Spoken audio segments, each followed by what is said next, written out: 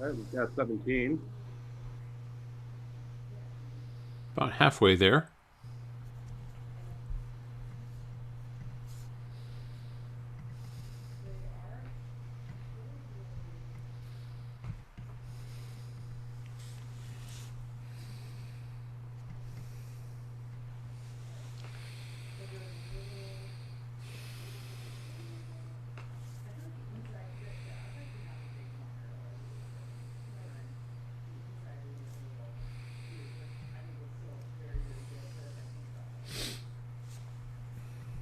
So Frank, I don't know if you saw, but Sequoia sent something as well. Yeah, Okay, that's it, right? That's all we got. Lily and Sequoia. Good. Cello and bassoon. I'm really surprised more people haven't, but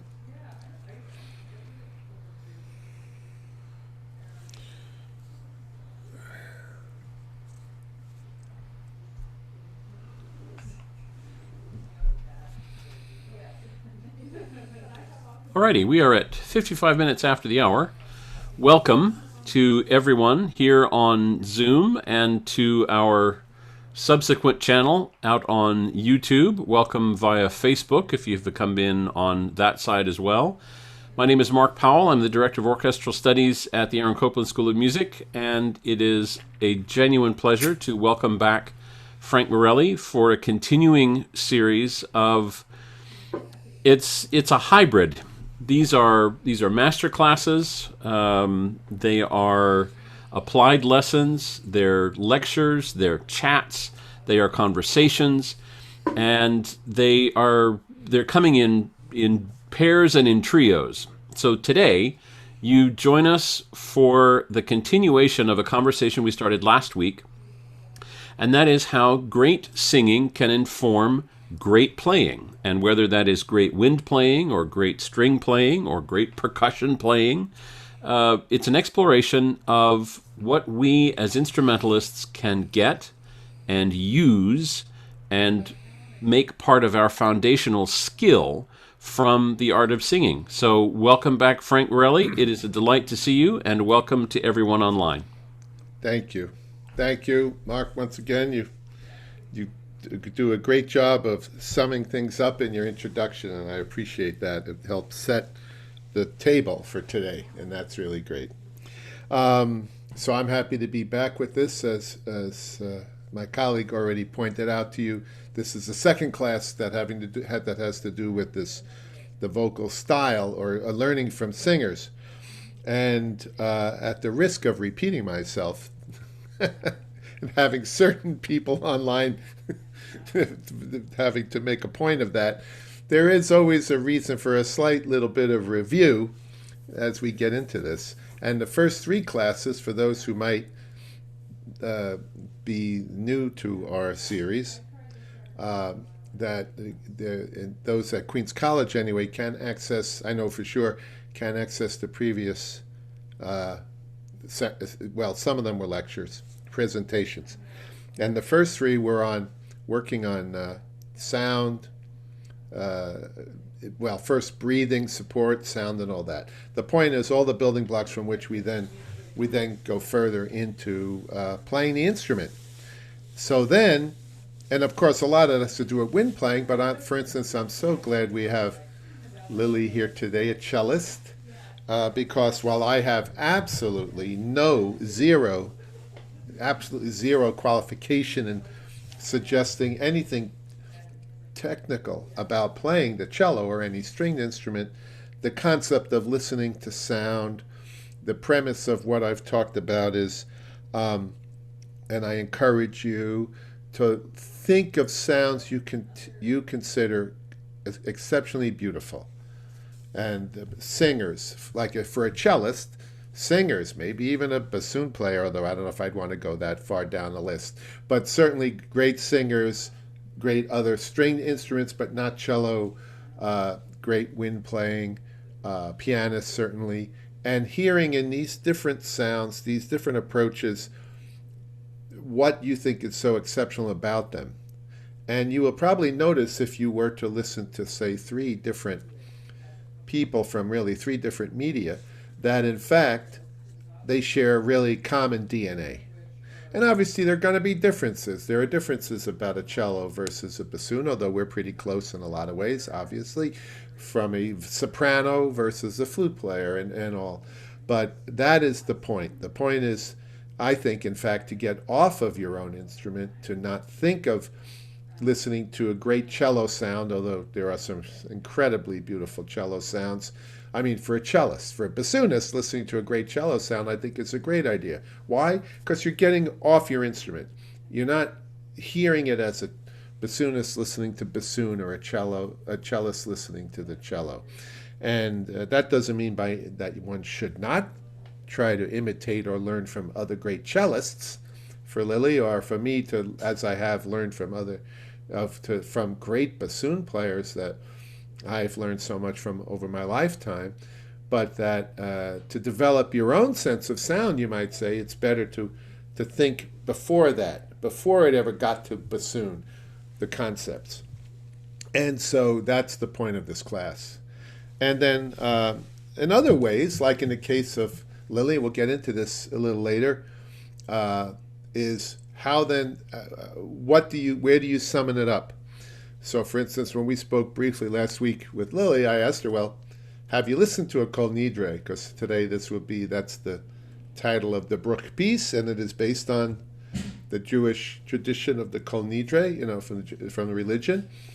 And I don't know that much about it, but I mentioned even the Kaddish, a Ravel song, which I know and actually recorded.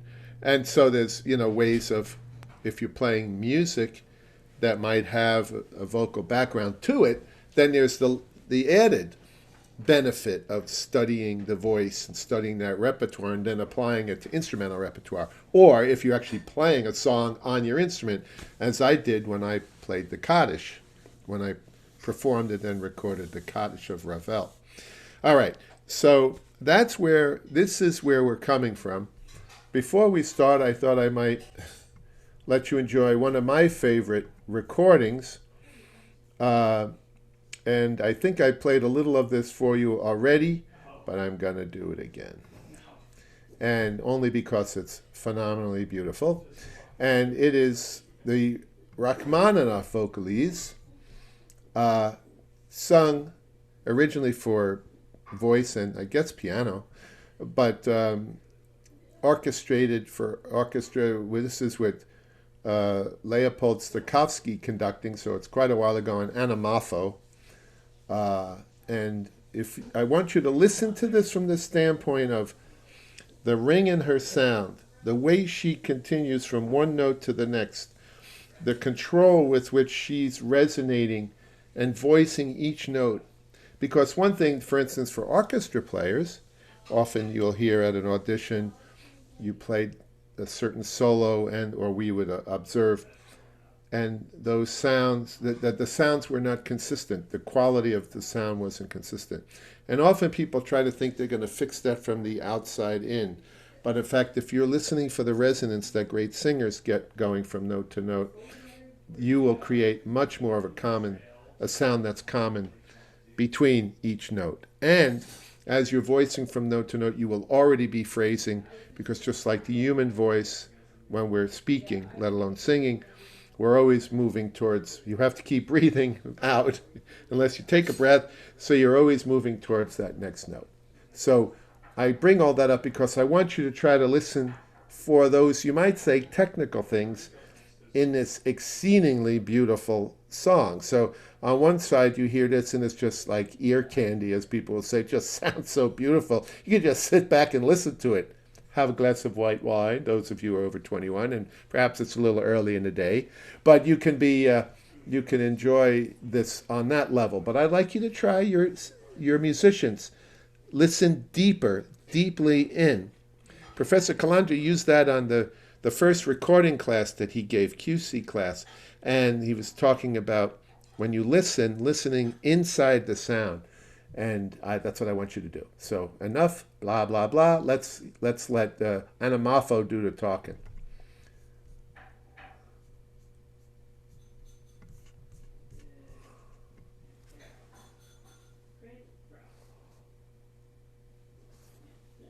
Can you hear that? Wait.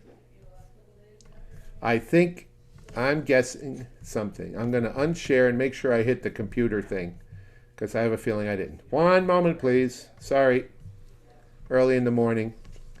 All right. We'll let Anamafo take 2. Here we go. I think this will be better.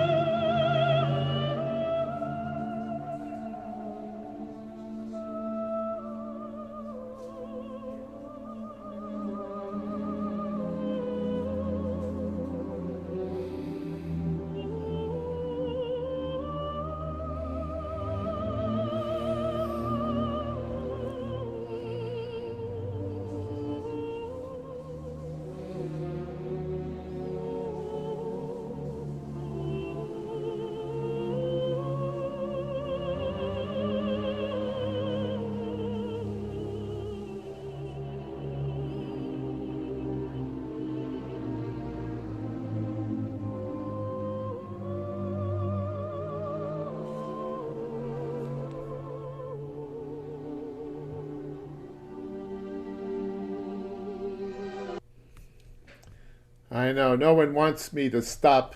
No one wants me to stop listening to that. But we're going to go on now. Do you hear in that? Does anyone actually in our audience have a thought as to what they noticed in that? Anybody in the class is welcome to say if they would like. And there's Lily. I just want to get Lily up in the meantime. Just absolutely unending line. Right. Yes. And thank you. Nice job. And the fact is, that's what we were talking about. I mean, she was definitely using the handshake. If you go, those of you that were back in my early classes, she was always singing from one note to the next. And the way you do that is you have to be moving your support. You have to understand your instrument. In her case, her instrument is her body, herself. With us, it's the cello, it's the bassoon, and so that you keep that perfect balance of voicing the note as you go from one note to the next. And that in itself creates phrasing.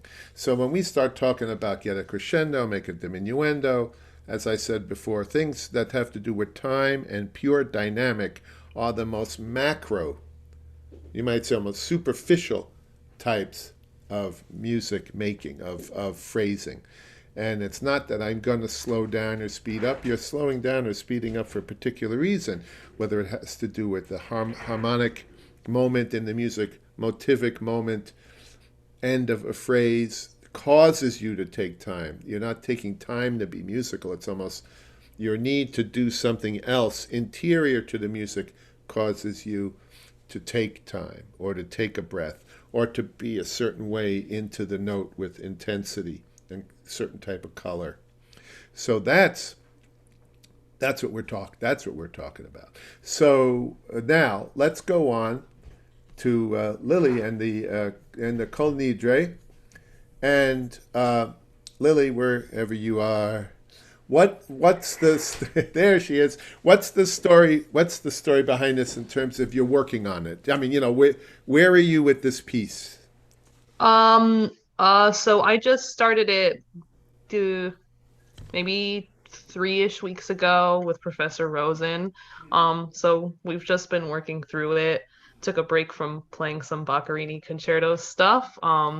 She thought it'd be a fitting piece for technical stuff and also that sort of phrasing idea, working through that with my technique. So been working on it. It's a really beautiful piece. I've really enjoyed playing it so far too. So Cool. Now I know. Let me ask you this: since we spoke last week, did you have an opportunity to listen to any other music that might relate to it or as an inspiration? I mean, it doesn't have to be another Kol Nidre or something from the Jewish religion. It could have been anything, but what except it hit you as something that would inspire you. yeah, I got a chance to listen to just a recording of a cantor singing the Kol Nidre. Um and it was different than what I was expecting. I guess I was expecting not so like musically involved. I was expecting it to be like a more sort of chant-like thing that you might expect, I guess, in a religious service. But it was just really beautiful, like I guess choir setup with the cantor singing it, and also kind of like we heard with the vocalese, like super long lines, way slower, even just tempo-wise than I was used to hearing it in cello recordings. So just different overall atmosphere. Great. And I would say, and again, like I've said before, and actually we had a performance faculty meeting just a few minutes ago, and a topic came up. In fact, even that you were going to play today, and Professor Rosen, who I only know since like 45 years or something like that. But I said, I always say, if I say something counter to what your teacher is telling you, do what your teacher tells you. Especially, only my students, Chris, they have to do what their teacher told them because I'm their bassoon teacher. But, but my thinking would be this, again, pursuant to anything Professor Rosen would tell you. Like this vocalese, I actually recorded on a record, the Rachmaninoff. And when I first started practicing it, I tried to go as slowly as Anamafo. But I realized I couldn't keep the line going as well as she does quite as slowly. Now I didn't go zipping through it, but I tried. So like for instance, trying to play parts of the Kol Nidre, we haven't even listened yet, but like that way, even knowing well ultimately I'm probably not going to play it that way, but to get just to feel it. Think bizarre thoughts, like and it's often solutions to things come when you don't pre-edit yourself. You think the bizarre thought, try the seemingly odd idea, like copying singers or something, and then that leads you to the right answer for your goals. So none of this is say do it exactly like this or that. Anyway, I'm glad you did. I'm glad, and it was. I'm sure it was very beautiful, as you say, right? Very touching. And yeah, okay. Let's hear some Kol Nidre.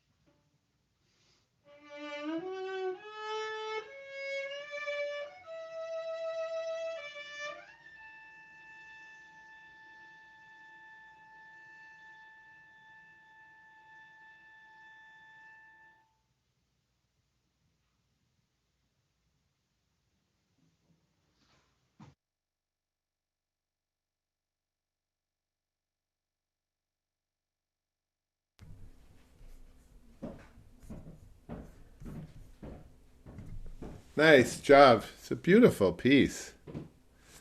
Uh, I think I could hear everybody. Can someone say something just to make sure? Oh, yeah, there you are. Yes, it Okay, was yeah. superb. Some Yeah, really beautiful beautiful, stuff beautiful there. playing. And what I would, so now, obviously, you're working with Professor Rosen on all aspects of playing and the instrument and all of that. So that is not my area, as you well know. So anything I say is you have to put it just as even a flutist or an oboist or a violinist, or I mean a flutist or an oboist or a clarinetist, other than bassoon, in my world would still have to take what I said and would recommend, and in a technical sense, put it through their own filter, to get it to be more appropriate to their particular way of making a sound. So obviously it's even further away when we're talking about the cello in certain respects, in others not at all. So what I'd say is, in terms of being inside the sound, from inside the sound, you could work when you're doing certain gestures. The thing I realized, and I didn't want to start messing because I was sharing the screen, was I didn't have a copy of the part. And if Joe, if you're around, could you possibly do a quick IMSLP or something, or Mark or something, just just to grab a copy of the part and share it might be Sure. just. But in terms of the sound, and my ear isn't all that good, but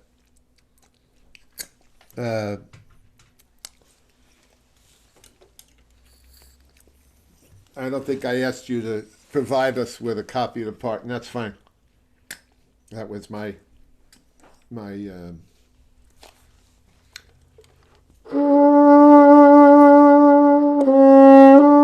So the idea, I haven't played a note. I'm up in New Hampshire, actually, by the way, visiting with my wife and I are visiting our son and his wife up in New Hampshire.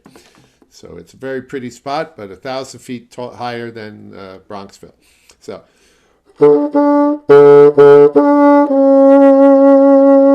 The idea of getting right into the middle of the sound, and when you're doing, especially some of those, what are more like ornamental, even if they're not written out that way, but you like when you listen to the cantor, did you hear certain things where there's a line, he or she, because there are obviously female cantors as well as male cantors, and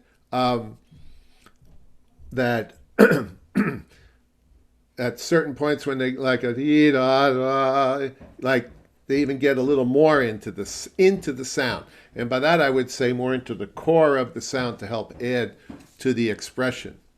I don't know if you noticed that when you were listening through to your what would you say, Lily? Yeah, I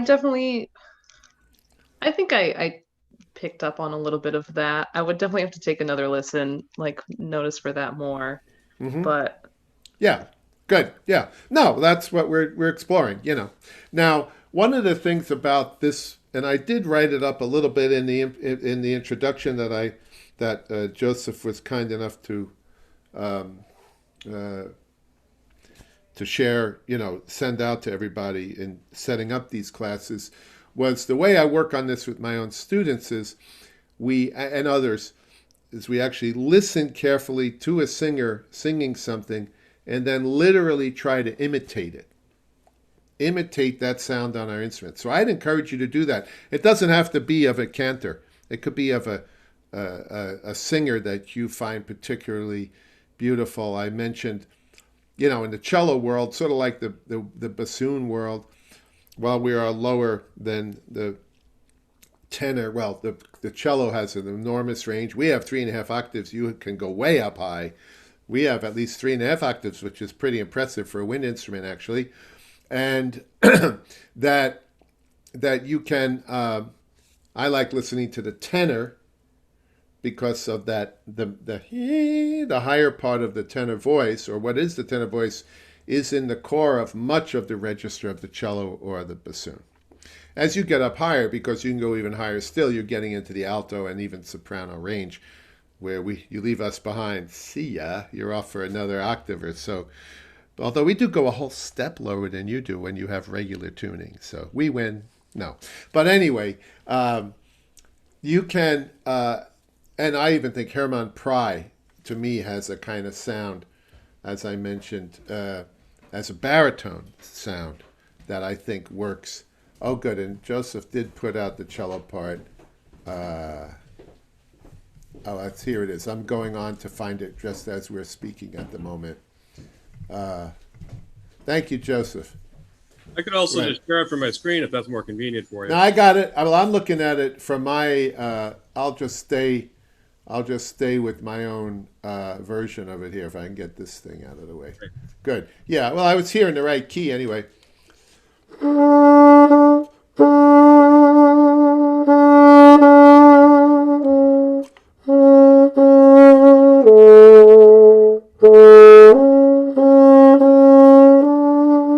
And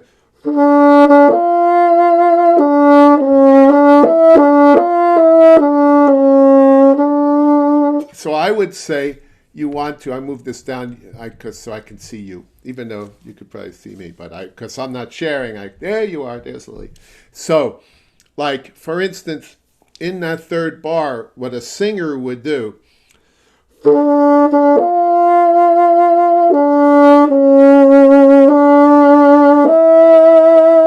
I don't mean the speed. I'm talking about the quality and the sound. I'm not talking about the speed.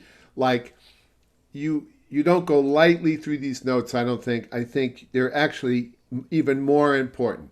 Sometimes fast notes are less important, but this, I think, stylistically. Now, if Professor Rosen says the opposite, you go with her.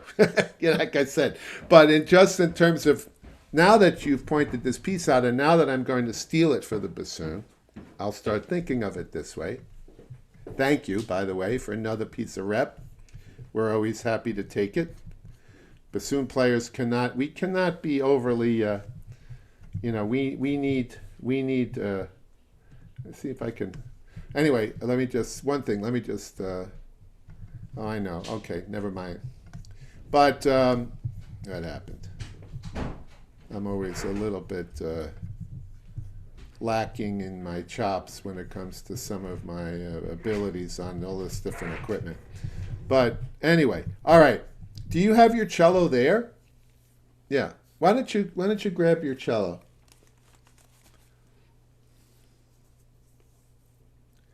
And just play the opening, and we'll talk about it.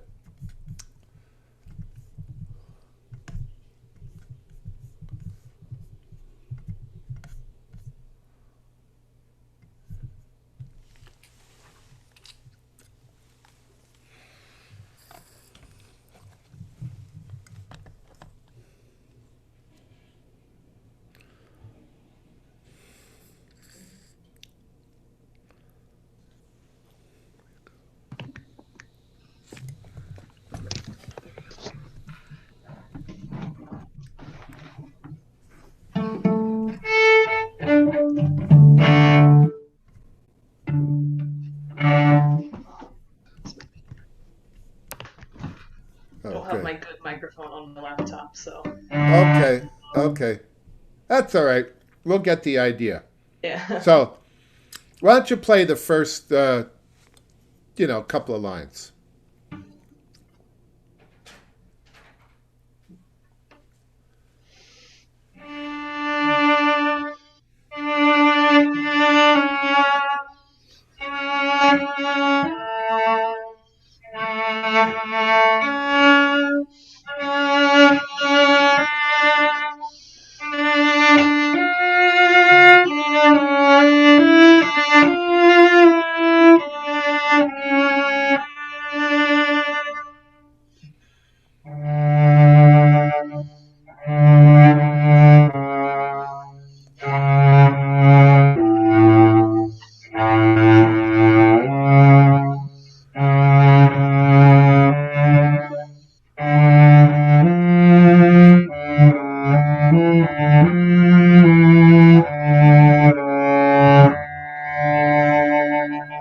Good. Why don't we stop there for now? Beautiful.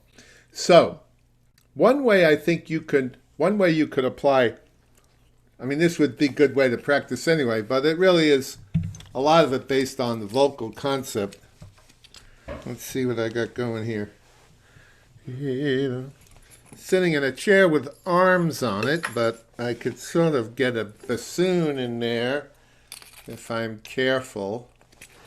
I got all sorts of excuses. 1,000 feet, sun got in my eyes. I guess I'm full of excuses. Now, and so, for instance, the beginning, and this will even apply to something like the solo for bassoon in Scheherazade, but like at the beginning, he has bum, bum, ti, and he puts an accent on that D, right? The appoggiatura D, the suspension D.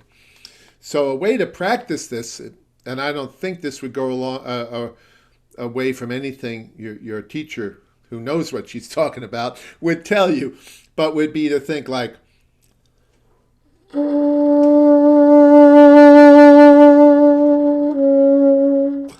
start the D and then heat it up, like give it more core. You don't even have to re-articulate it for now, and then go to the C sharp.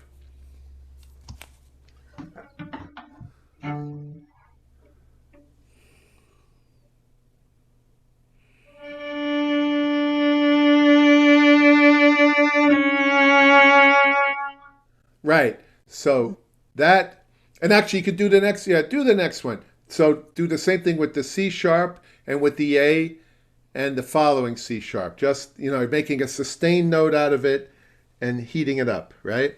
Mm-hmm. So do the first one again and I'll shut up this time. Okay. Okay.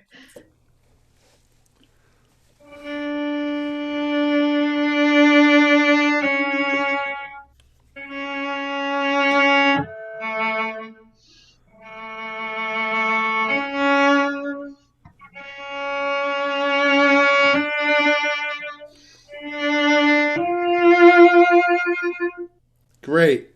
So now this is where we really get into uncharted territory. But the way I would, and I know you have questions of bowings and stuff, which is completely outside of my knowledge base. So I just say that right away. But so we would do that in one bow, so to speak, because it's one breath. We don't have to turn the corner. So that you have to deal with that problem. But the thing is, where you got that D to on the note that has accent on it, mm-hmm. is the intensity that I would suggest you want to get to. Now, maybe at the beginning you want to do a little less, like mm-hmm. if we're talking ultimate interpretation, right? But for now, instead of worrying about ultimate interpretation, we're talking about becoming more facile, like a singer, at getting to those different parts of the sound. Does that make sense? Yeah. Cool. So if you were going to, so do it again. Do the first one again. Actually, do the exercise this way. Just making it up. Okay. Play the like on the first two notes, the D to C sharp, the way we just practiced it. Mm-hmm. Then immediately play it as written, but trying to achieve that sound to mm-hmm. the extent you can gain technically from having done it the other way. You should apply it. Again, I don't know how to tell you that. Right? Mm-hmm. And then do the next one the same. Do a few of them that way. Sustained and then as written, trying to learn from when you did it as just a vocalese. In other words, we're starting with a vocalese, right? Mm-hmm. You're not adding the words. You're just going, mm-hmm. ah. Then you have to go back and actually add the words to it, right?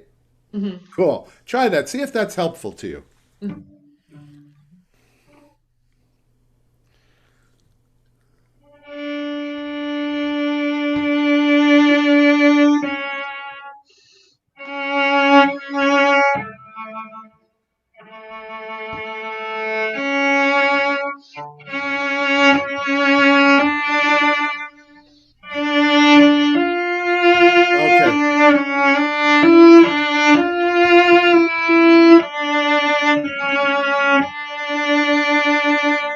Now that sounded different to me.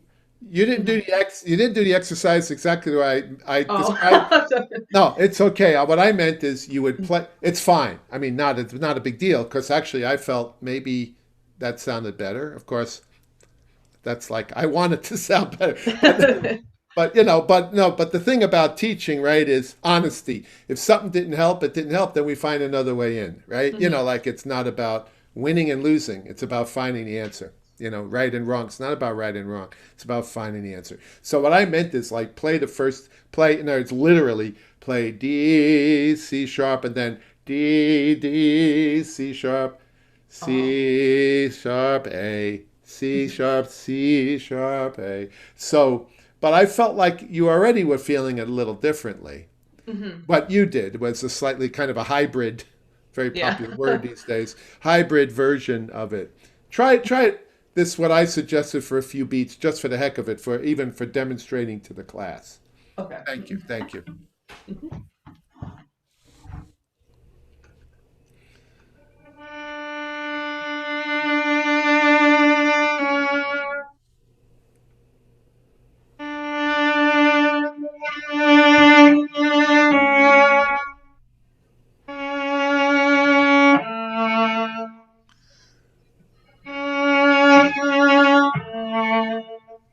Yeah.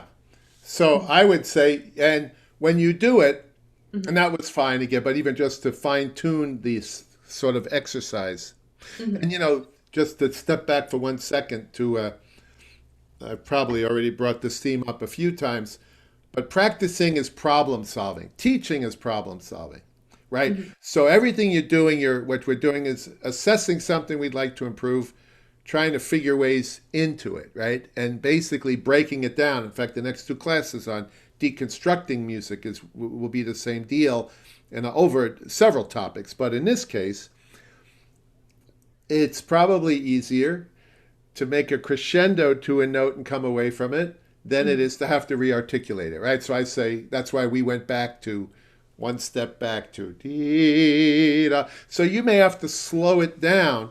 Make sure you've changed that D before you move to the C sharp when you're practicing it. Like Mhm. tempo is not an issue yet, Okay. right? And I thought you did a good job. I'm like fine tuning it for you, even if this is useful for you to work on. And I Mhm. know it's useful, like in all the wind instruments, and it Mhm. sounds like it's useful to you.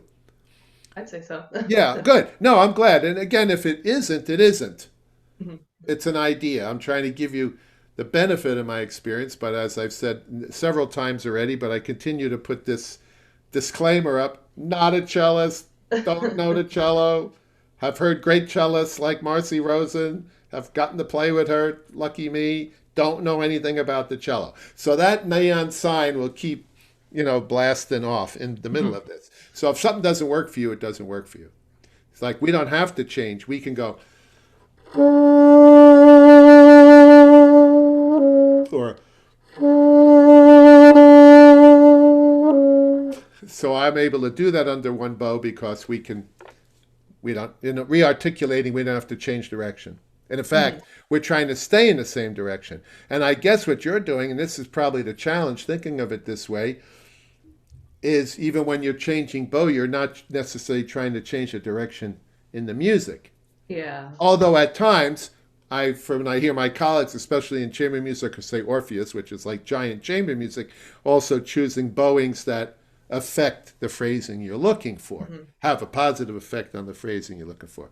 And I mean, we do the same, but like I said, because we can go a long time on one bow, it's we have other problems, but not Mhm. that change of direction problem.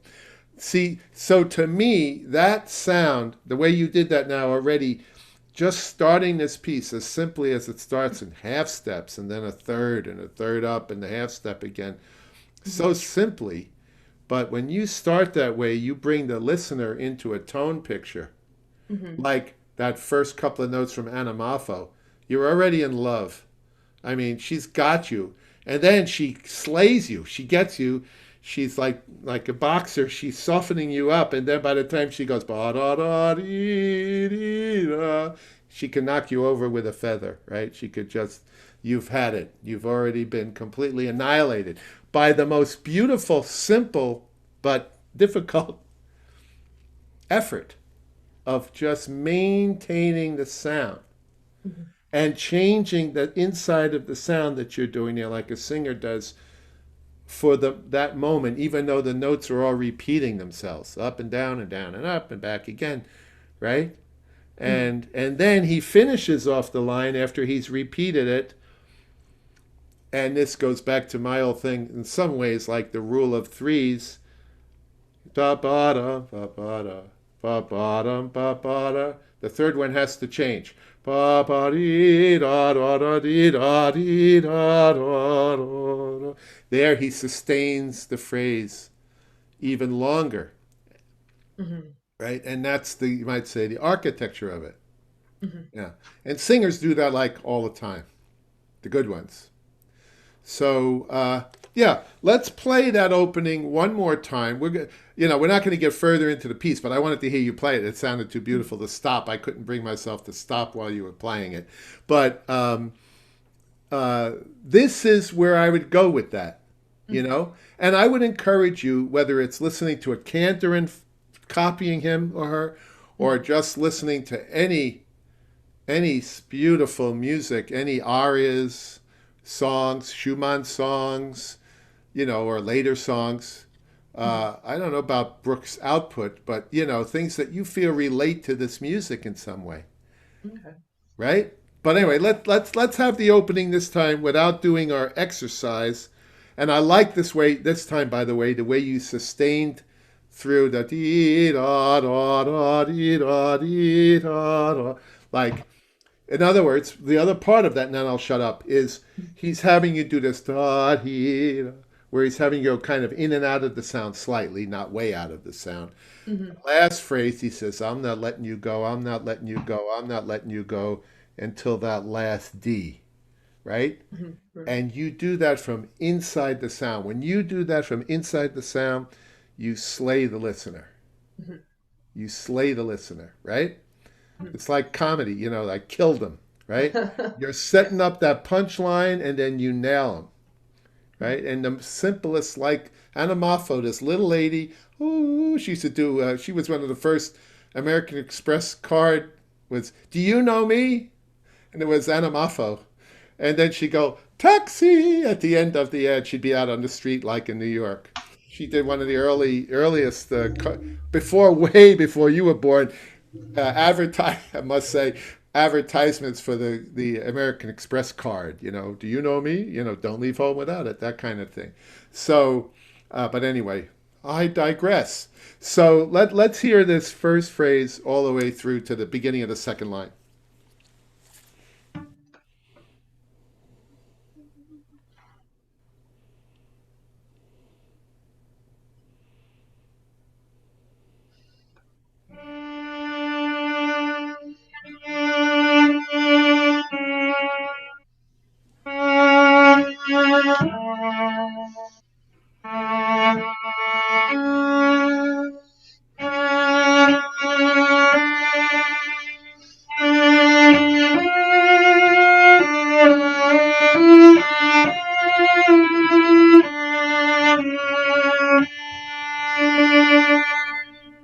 Beautiful.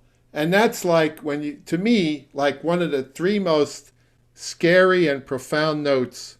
It's the minor triad at the beginning of the Verdi Requiem. Mhm.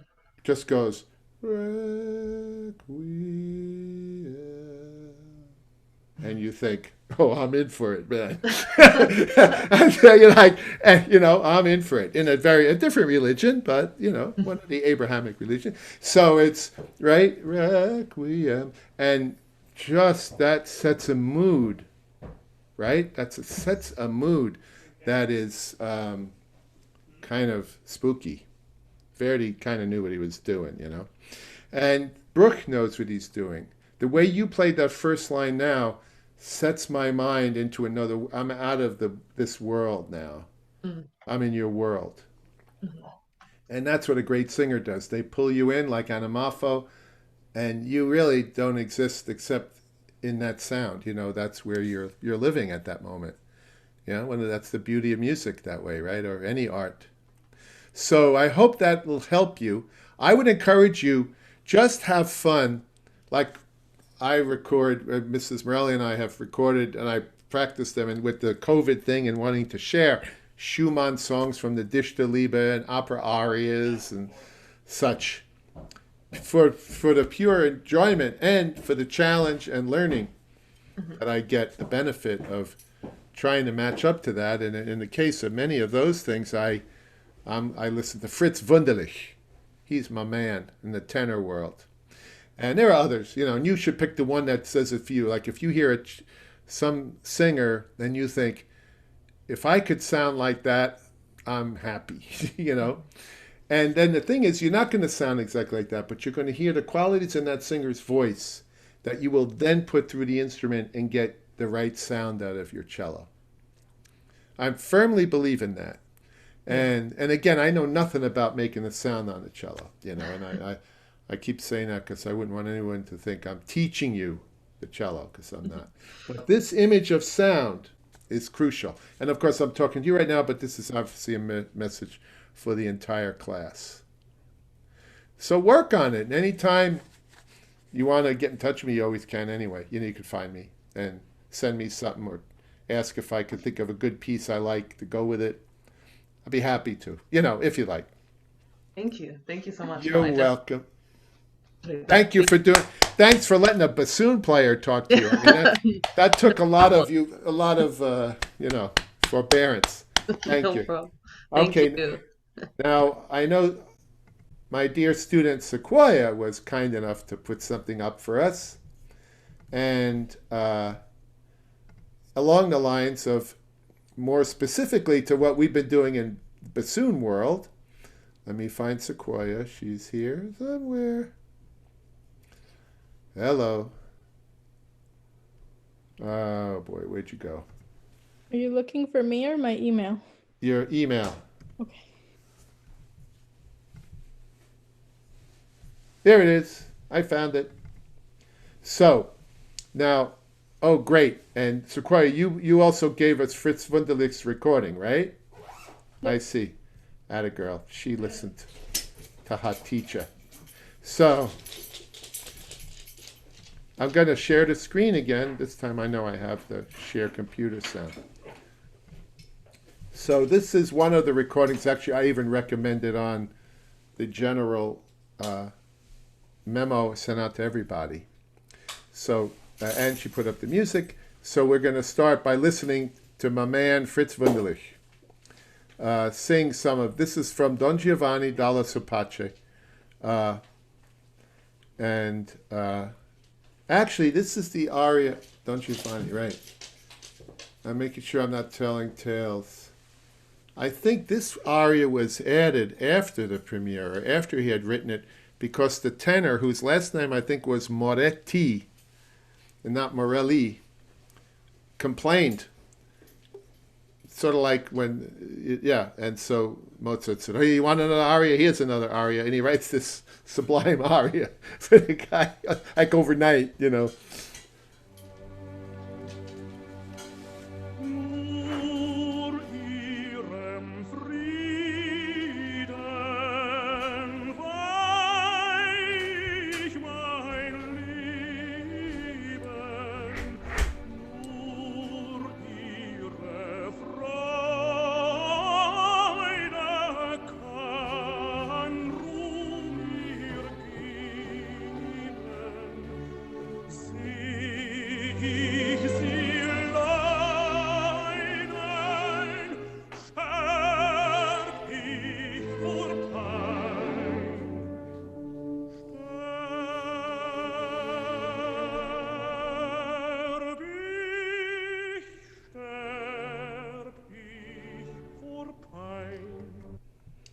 We'll stop there and go back.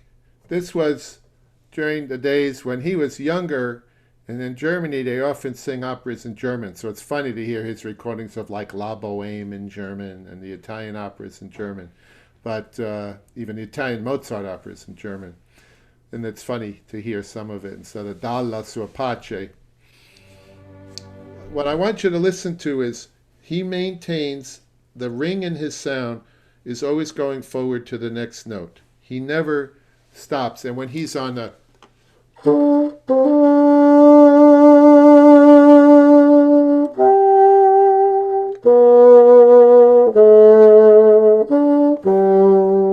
on that D, he sets for that G. That's why it comes out so beautifully.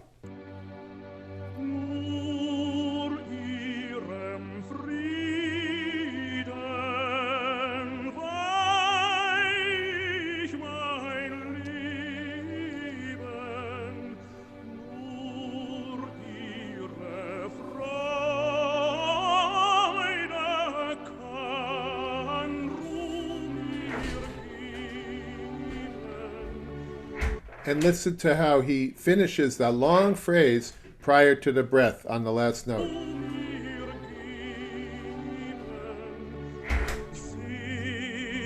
And when he comes in on the next note, it's in the same line of the tonal line, sound-wise, after the breath. So he never stops.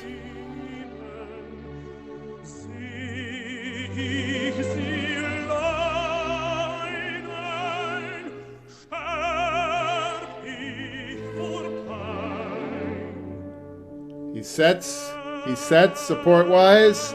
He sets.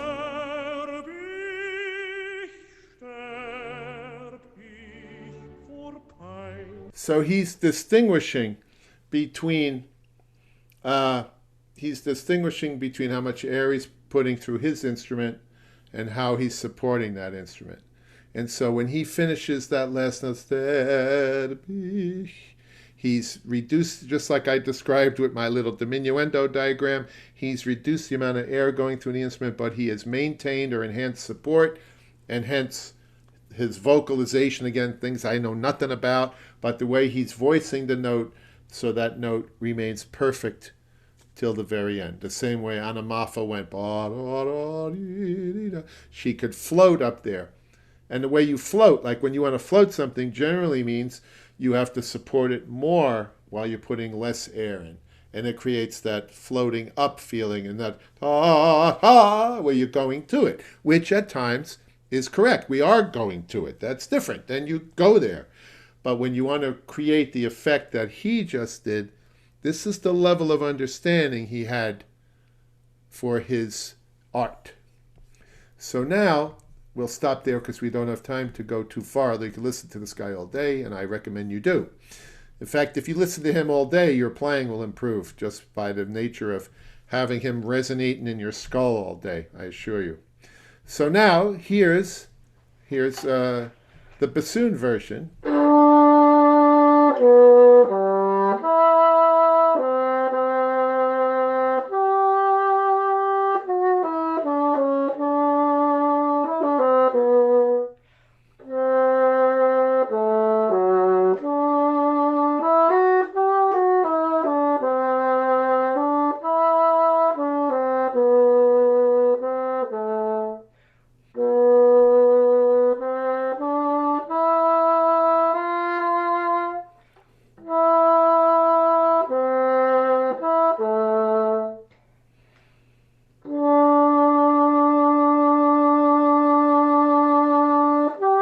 Nice.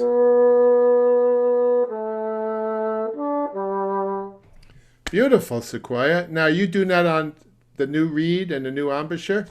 Wow, what a girl. Fantastic.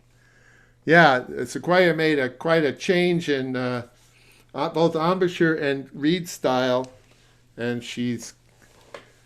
I told her, just go for it, right? You have to try the new thing, and you are. And I hear the benefit in just a short amount of time. So a lot of that was really, really, really nice, and really being inside the sound. That's what we're talking.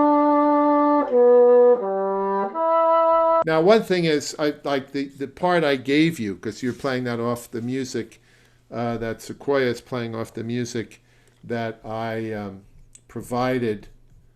Looks like this.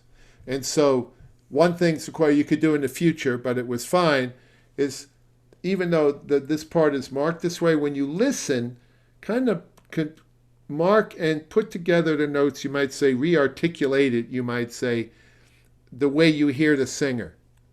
And each particular, a different singer might sing it differently. I mean, there might be some changes. So like maybe a little less separating the notes. at certain points, like even the opening chord.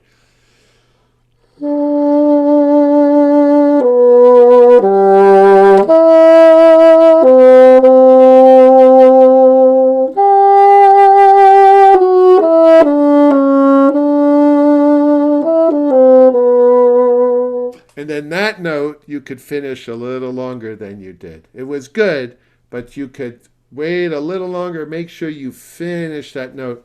I got both earphones on, which really makes my playing even more bizarre than usual. But, oh, now I can hear myself.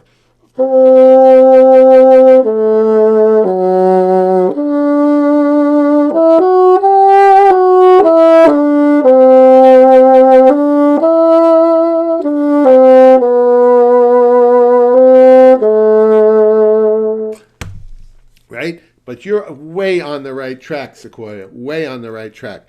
And for the people in the class, let me also say, one of the reasons that I did this was, and this is going to come up in this deconstructing thing, which is next. Like how to work on things you've worked on too much. Those are the next two classes. And part of that is students would feel burned out, like say with the Mozart concerto. Our second movement is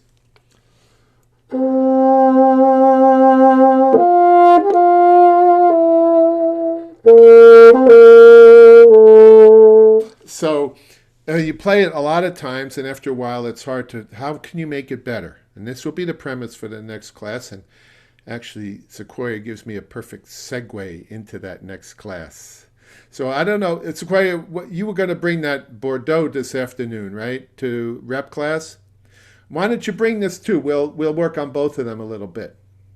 So if you don't mind, I'm going to use a little bit of this time to before the end of the class to set up next week. But thank you for sending that, and you gave me a really good chance to show exactly how we work on it. How we work on it in our so we literally listen to the singer, copy the singer, and then apply it. Another one for that in the Mozart bassoon concerto. Although, wait, she only sent me this. I'm trying to scroll through like it was our whole thing of it, but that's okay. You didn't have to send me the whole thing. But, for instance, our concerto starts.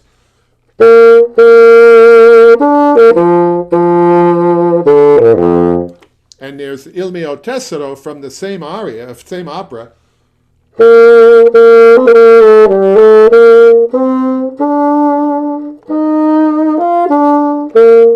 And so we've used that aria, Il mio tessero, that's a little slower than the concerto, but to find that sound listening to Fritz Wunderlich.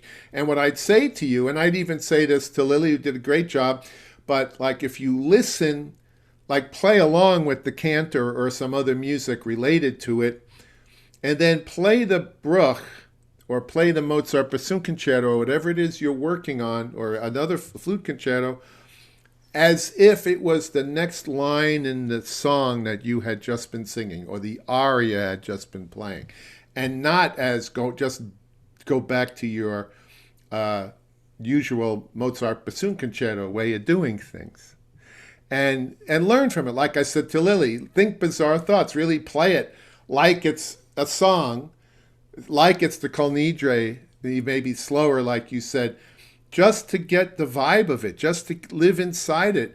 But then you have to apply it to the music you're actually playing and learn from it and bring it back to the focus of the composer, the period, the repertoire, the genre, the style that you're working in. That's perfectly fine, but you've had a chance to learn from the best. So often when we do this, I say, my colleague Fritz has come to class to teach us today, and he certainly does. So Sequoia and I will spend more time at this. What did you notice about it, Sequoia, before I do jump off this? What did it tell you? What did you feel about it? I definitely noticed that I was doing phrases differently and trying to, find like the climax of each phrase. And what helped was I started the YouTube recording and I wore headphones so that I could hear it in my ear and actually play it in time. And so I could really copy what he was doing. Good for you. I think so. Jazz players copy, like the Charlie Parker Omni book, which is this thick with all his solos in it and has daunting metronome markings like 326 and stuff like that.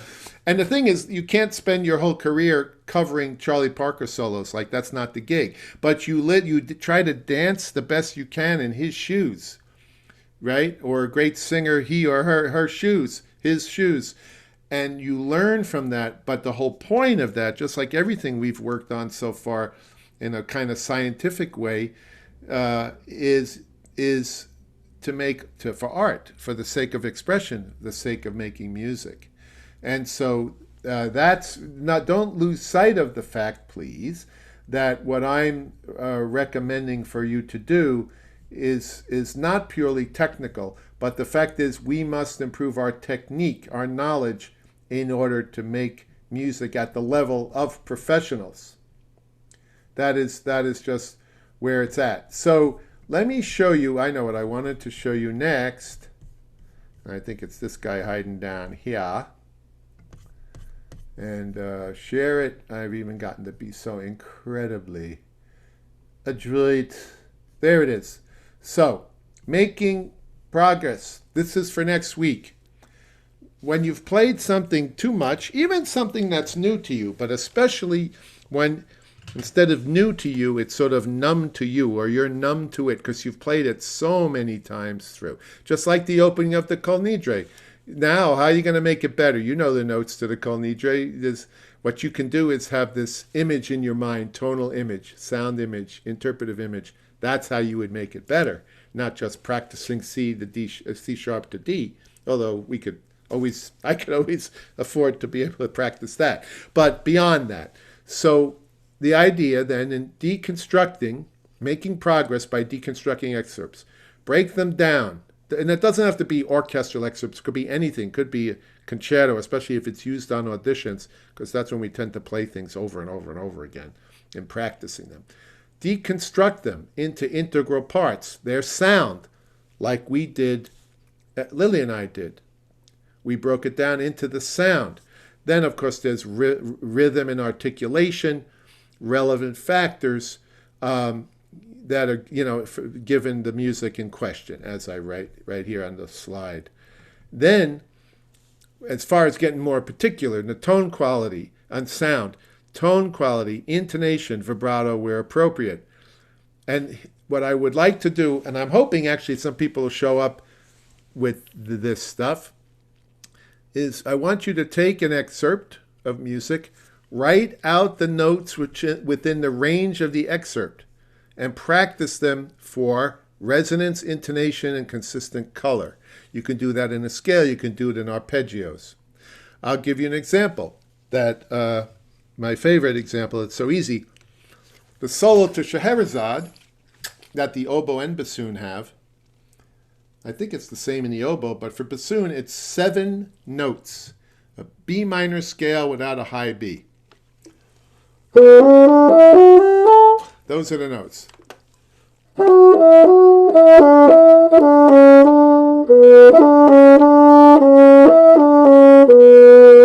In that whole excerpt, there's 7 notes.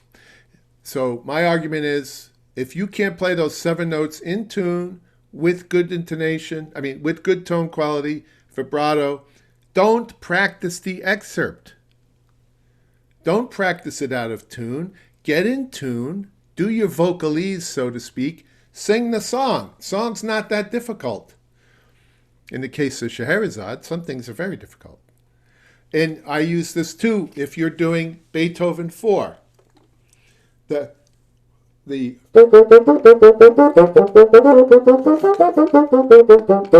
has notes from it's a ninth. And it's double-tongued. Well, it can be double-tongued. So what I suggest to students, and we'll see how this goes, but practice just the scale of double-tonguing for good sound as well. Or you could do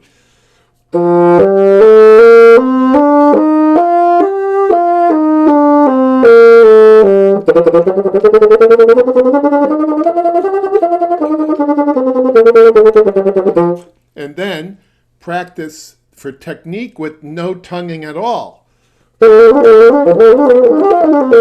Almost.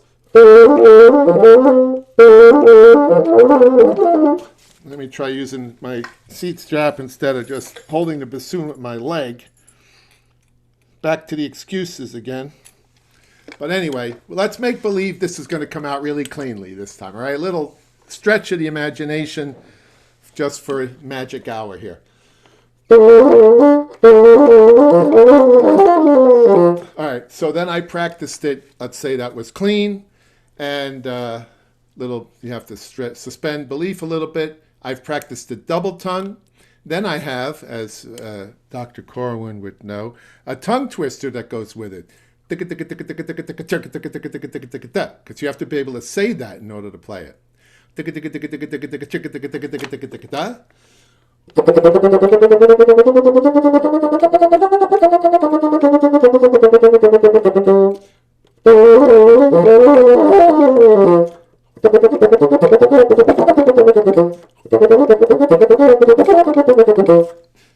And pretty much you put the three together. But the point is, if you can't, and I could do better than that, I hope, at this late date in my career, but the fact is, if my fingers are smooth and strong, if my double tongue is doing well within the register of the excerpt, if I know the tonguing pattern, even without the instrument in my mouth, I should be able to put the three together. That's deconstructing an excerpt of that type. Right? Fingering, tongue, that's pretty much what I have told you here. And also, how does it go? Something like Tchaik 4 has very specific architecture to it. It's two parallel phrases. The second phrase goes the opposite of the first phrase.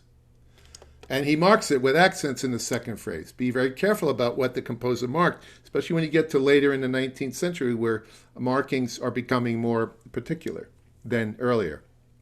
So what does Tchaikovsky mark? He doesn't mark the beginning because you know better. You know you will indicate you will lean into a downbeat leading tone. You're always going to do that. You're not going to go, that makes no sense. But in the second phrase, he puts an accent in the next bar. He's saying, don't accent the downbeat. It's opposite.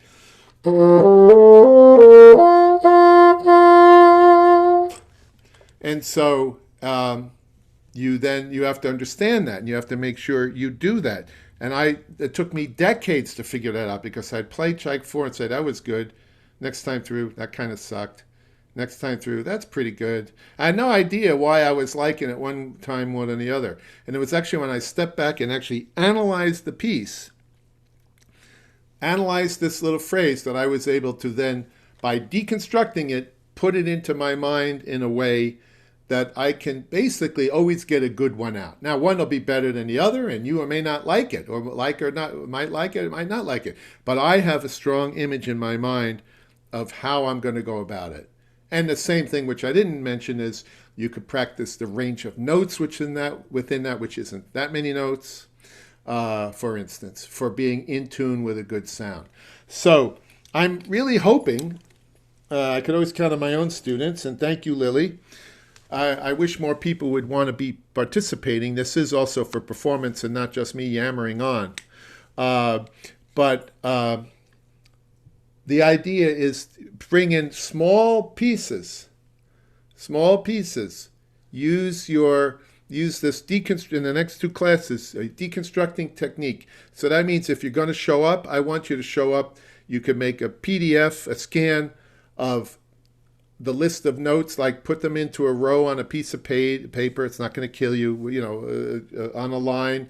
All the notes from a certain phrase. Practice them in thirds. Practice them in scale-wise, any form. But for pitch, resonance, vibrato,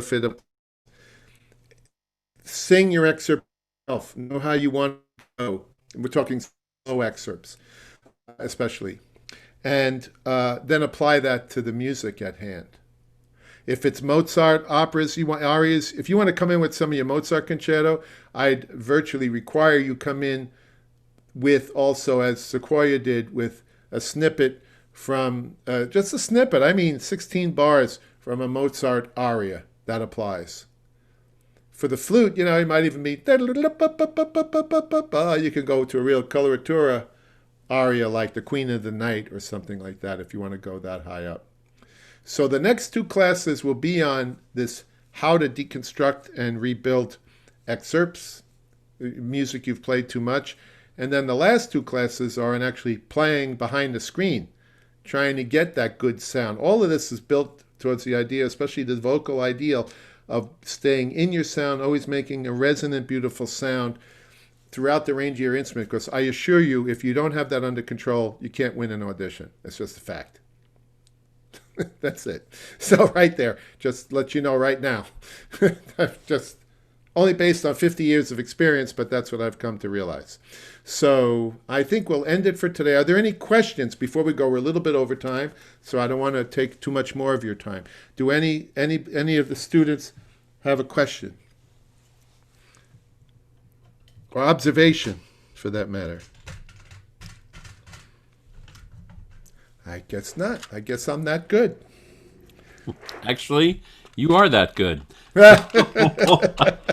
This was a genuine pleasure, and to be able to have both the immediacy of a masterclass situation and the intimacy of conversation is, and I'm actually going to say it, one of the advantages of being on a Zoom call. It's all right there.